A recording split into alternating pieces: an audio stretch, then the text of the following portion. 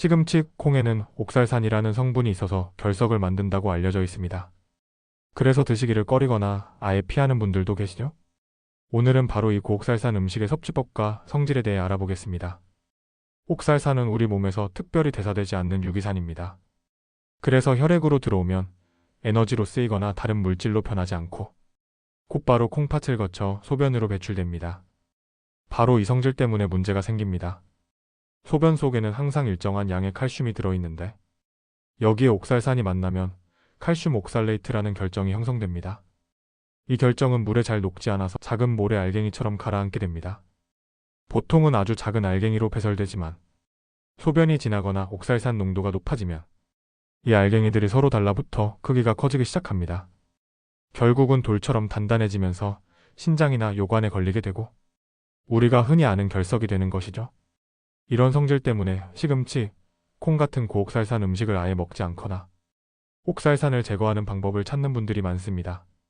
사실 고옥살산 음식은 섭취 방법을 조절하면 위험을 크게 줄일 수 있습니다. 그 방법 중 하나가 데치기입니다.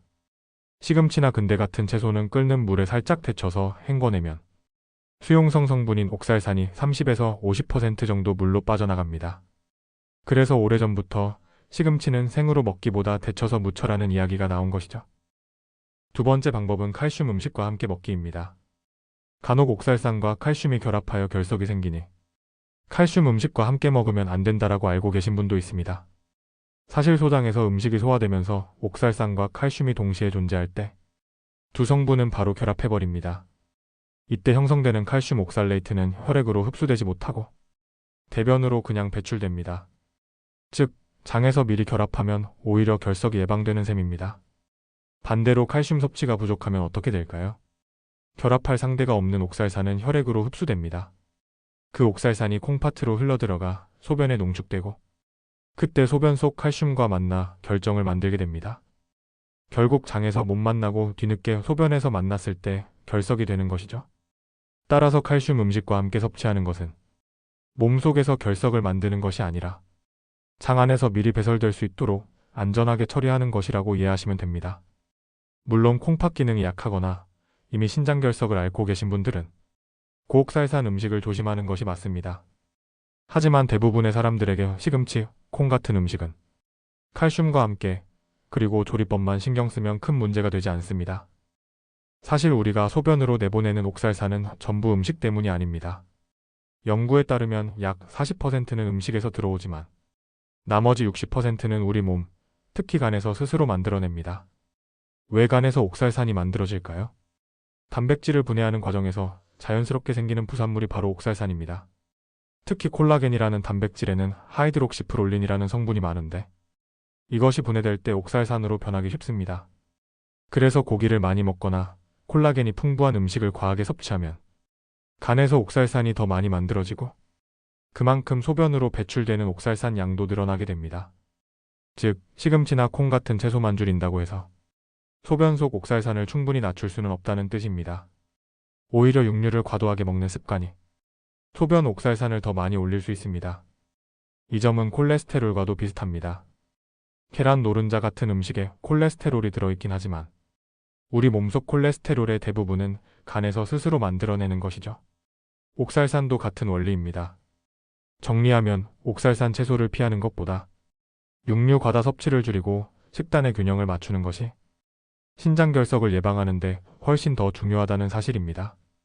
이를 뒷받침하는 2020년 대규모 메타 분석 연구가 있습니다. 산터우대 연구진이 전 세계 논문들을 모아서 총 130만 명이 넘는 사람들을 대상으로 2만 1000건 이상의 신장 결석 사례를 분석한 결과입니다. 이 연구에서 밝혀진 사실은 명확했습니다. 과일을 많이 먹는 그룹은 위험이 21% 낮아졌습니다. 특히 감귤류처럼 구연산이 풍부한 과일이 효과적이었습니다. 채소 역시 도움이 됐습니다. 채소를 많이 먹은 그룹은 위험이 16% 낮았고 식이섬유가 풍부한 식단은 무려 29%까지 위험을 줄였습니다.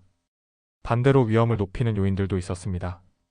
단 음료나 가당 음료를 많이 마신 사람은 27% 정도 위험이 올라갔습니다. 소금을 많이 섭취한 그룹은 결석 위험이 38%나 증가했습니다. 짜게 먹는 식습관이 결석에 큰 영향을 미친다는 거죠. 그리고 육류와 시금치 결과입니다. 육류 섭취가 많은 그룹은 위험이 24% 증가했습니다. 시금치를 많이 먹은 그룹도 위험이 올라가긴 했는데 그 수치는 21%였습니다. 즉 시금치 역시 옥살산이 많기 때문에 고섭취 그룹에서는 위험 요인으로 잡히긴 했습니다. 하지만 육류의 위험도가 조금 더 컸고 소금이나 단음료처럼 더 강력한 요인에 비하면 상대적으로 작은 영향이라는 게 연구의 결론입니다.